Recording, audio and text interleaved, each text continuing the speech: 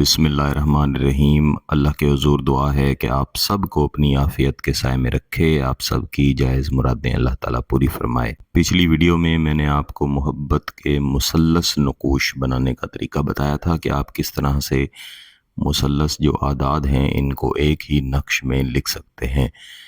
इस वीडियो में मैं आपको उससे भी ज़्यादा ताकतवर नक्श मुरब्बा के आदाद को एक ही नक्श में इस्तेमाल करने का तरीका बताऊंगा। वैसे आप चाहें तो मुरब्बा, आतशी, बादी, आबी या खाकी इन सब नक़ूश को अलहदा भी इस्तेमाल कर सकते हैं। हर एक के नीचे आप हुब लिखेंगे और फिर आप इन नक़ूश को इस्तेमाल करेंगे। लेकिन इसमें मसला ये है कि आपको पहले अपने महबूब का मिजाज मालूम करना पड़ेगा कि वो आतशी है, बादी है, आबी है या खाकी है। उसके मुताबिक आपको नक्श तैयार करना पड़ेगा और नक्श की अजीमत भी उसके मुताबिक आपको तलाश करनी पड़ेगी।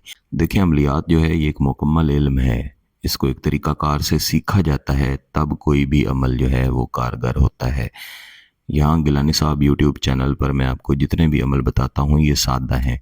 इन पर पहले ही मेहनत हो चुकी है।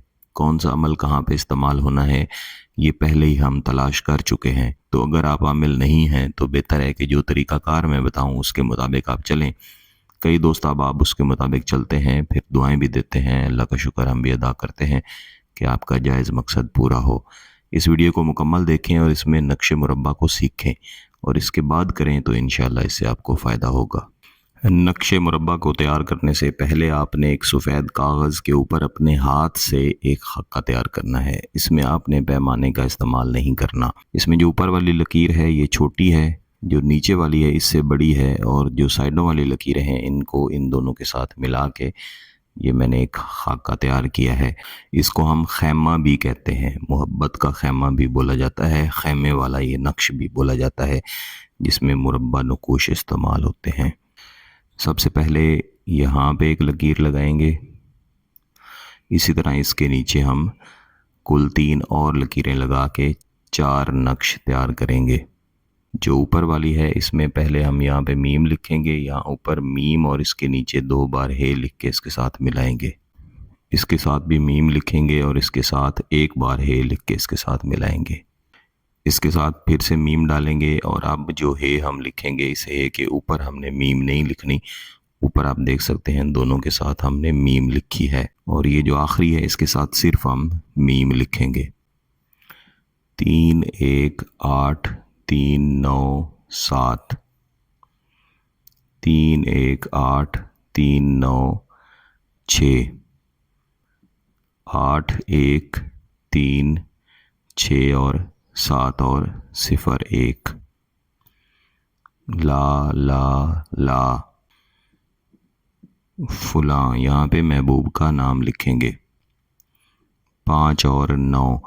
कुछ दोस्त आप पूछते हैं कि अगर महबूब का नाम एक मुतबर्रक नाम है जैसे अब्दुल्ला है, अली है, मोहम्मद है, तो हम क्या करें? अगर आतशी नक़ूश हैं तो ऐसी सूरत में आप चाहें तो नाम न लिखें, नाम की जगह पे उसके आदाद निकाल के लिख लें। या फिर आदाद भी नहीं लिखना चाहते तो आप इस तरह से कलम को बंद करें और अंदाज़न इस तरह लिख दें, इस तरह नाम लिख दें। यानी यहाँ आपने फुलां ऐसे लिख दिया, आपकी तरफ से लिखा गया है लेकिन कागज़ के ऊपर वो नक्श नहीं हुआ लेकिन लिखा गया है, बस आपका तसव्वुर होना चाहिए। इसके बाद इस बड़े नक्श के नीचे एक और हम नक्श तैयार करेंगे 3 खानों वाला। इसके अंदर आदाद लिखेंगे 6 0 दाल रे, रे अलिफ नून मीम दाल मीम, नून गुन्ना और 6 4 दाल वाव नून अलिफ नून रे और अलिफ, 6 अलिफ नून दाल नून 6 1 6 और 6।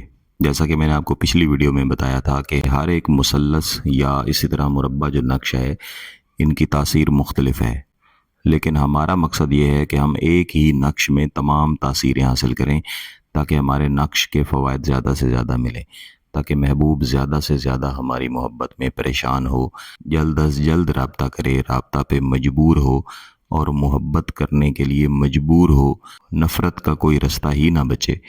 تو اس میں ہم آتشی اور بادی نقوش کے جو پہلے خانے ہیں ان کو استعمال کریں گے، جبکہ آبی اور خاکی جو ہیں ان کے جو آخری 2 خانے ہیں ان کے اعداد کو استعمال کریں گے۔ جو پہلا ہے یہ آتشی ہے، جو دوسرا ہے یہ بادی ہے۔ تو ان کے نیچے یہاں پہ ہم اعداد لکھیں گے، 1 1 4 1 1 1 8۔ جو دوسرا ہے یہ بادی ہے، 4 1 1 8 1 1۔ جو تیسرا ہے یہ آبی ہے، 5 1 0 1 5 1 4۔ جو آخری ہے یہ خاکی ہے، 0 1 5 4 5 اور 1۔ اب یہ تمام نقوش ہمارے تیار ہو کے ہمارے سامنے پڑے ہوئے ہیں۔ آپ نے اس طرح کے 4 نقوش تیار کرنے ہیں، جیسا کہ میں نے مثلث نقوش میں استعمال بتایا، اسی طرح ان کا بھی استعمال ہے کہ جو پہلا ہے اس کو آپ نے جلانا ہے، دوسرے کو آپ نے لٹکانا ہے، تیسرے کو آپ نے بہانا ہے پانی میں، کسی بھی قسم کا پانی ہو، اور جو چوتھا ہے اس کو آپ نے دفن کر دینا ہے، کہیں بھی پاک صاف مٹی میں دفن کریں۔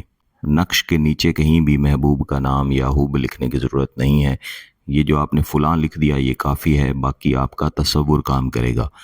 عمل مکمل ہوتے ہی شدید ترین اثر اس کا ملے گا، محبوب رابطہ کیے بغیر انشاءاللہ نہیں رہ سکے گا۔